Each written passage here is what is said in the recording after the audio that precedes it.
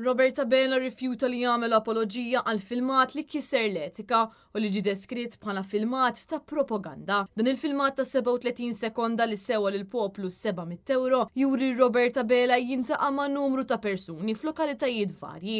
Bil-Kummissarju tal-Istandards Joseph Azzopardi jgħid li dan il-filmat ma jipprovdi l-ebda informazzjoni. Infatti fil-filmat jissemmew numru ta' postijiet f'għawdex fejn sar xi proġett, iżda matul il-filmat il-proġett ma jidirx u ma tingħata l-ebda informazzjoni dwaru. Il-filmat kien ħareġ fuq il-paġa tal-Gvern fi frar tas-sena 2023. Waqt is-seduta ta' tnejn wara nofsinhar tal-Kumitat tal-Istandards fil-ħajja pubblika, Joseph Azzopardi spjega kif Roberta Bela irrifjuta li jagħmel apoloġija bl-iskuża li kisirlu dritt ta' smixxiera, tant li Azzopardi kellu jagħti dan il-każ lil dan il-Kumitat. Intqal ukoll il-Ministru tal-Finanzi kellu każ simili ta' ksur ta' etika fejn il-Kummissarju fakkar li Clyde Caruana offra li jagħmel apoloġija kif ukoll li jagħti flus lura. Matul din is-seduta Shadow Minister Mark Anthony Samut saqsa għalfejn ma ġiex rakkomandat li Roberta Bela jagħti l-flus lura f'dan il-każ. Bil-Kummissarju tal-Istandards Joseph Azzopardi jgħid li hu ħaseb li Roberta Bela se jagħmel apoloġija bla problema ta' xejn. F'dan il-Kumitat Parlamentari ma' Mark Anthony Samut hemm ukoll id-deputat Ryan Kallus. Din mhux l-ewwel darba li riklam tal-Gvern spiċċa taħt skrutinju